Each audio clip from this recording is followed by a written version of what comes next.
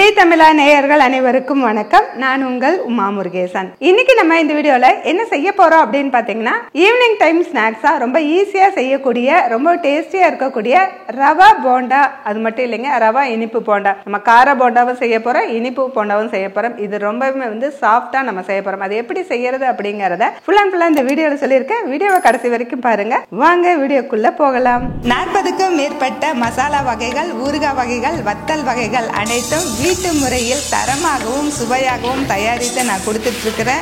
இது உலக நாடுகள் அனைத்துக்குமே நம்ம கொரியர் மூலமா அனுப்பி வச்சுட்டு இருக்கிறோம்.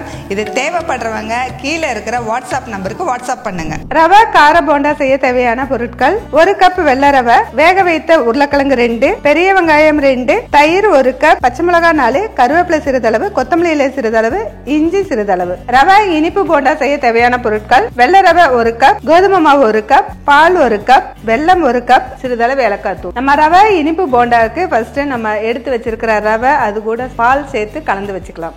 ரவை இனிப்பு போண்டாவுக்கு நம்ம எடுத்து வச்சிருக்கிற ரவை கொஞ்சம் பெருசா இருக்கும். அதனால நான் மிக்ஸி ஜாரில் போட்டு அரைச்சிக்கிறேன்.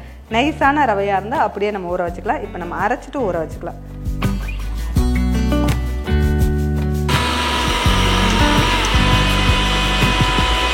அரைச்ச ரவையை அந்த பவுலுக்கு மாற்றிக்கலாம். இது கூட 1 கப்பு கோதுமை மாவு எடுத்து வச்சுக்கலாம், அதையும் சேர்த்துக்கலாம். இது கூட 1 கப்பு பால் சேர்த்துக்கலாம். இன்னொரு கப் பால் சேர்த்துக்கலாம்.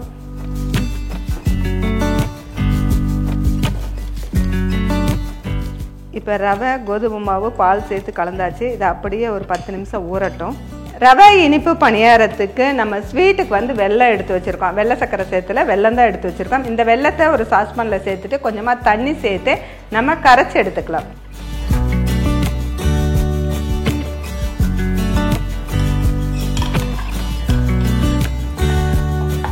வெள்ளை கரைசல்லையே நம்ம ஏலக்காய் தூளும் சேர்த்துக்கலாம்.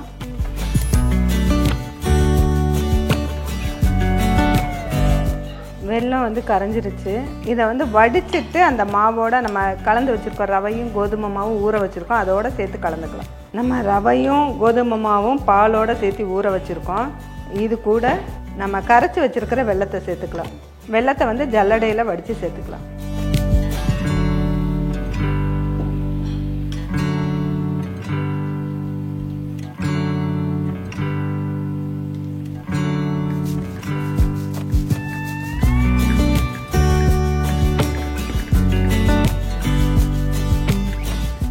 வெள்ளைப்பாகு சேர்த்து மாவு கலந்தாச்சு. அதில் ஒரு பிஞ்சு சோடா உப்பு சேர்த்து நல்லா கலந்து வச்சுக்கலாம்.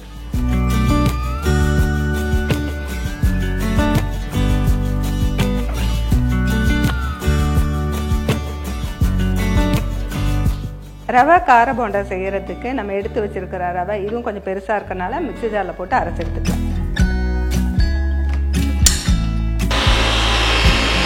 இந்த ரவையை ஒரு பவுலுக்கு சேர்த்துக்கலாம். நம்ம எடுத்து வச்சிருக்கிற தயிர் நம்ம மோராக்கி எடுத்துருக்கோம், அதை இதில் சேர்த்துக்கலாம்.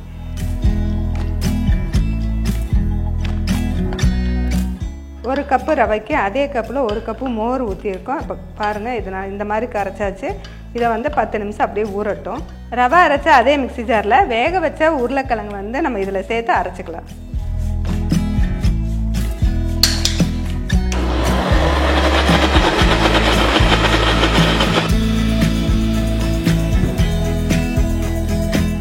ரவை ஊற வச்சுருந்தோம், அதே பவுலில் நம்ம அரைச்ச உருளைக்கிழங்கு மாவை சேர்த்துக்கலாம்.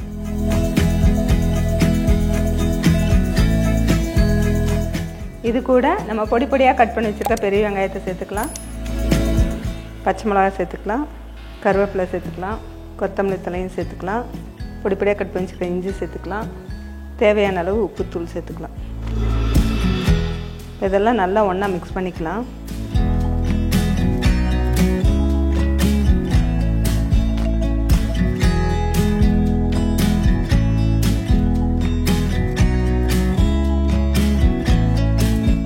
ரவா போண்டாவுக்கு மாவு ரெடி பண்ணியாச்சு. இது அப்படியே ஊறட்டும். ரவா போண்டா செய்யறதுக்கு அடுப்பில் ஒரு கடாய் வச்சாச்சு.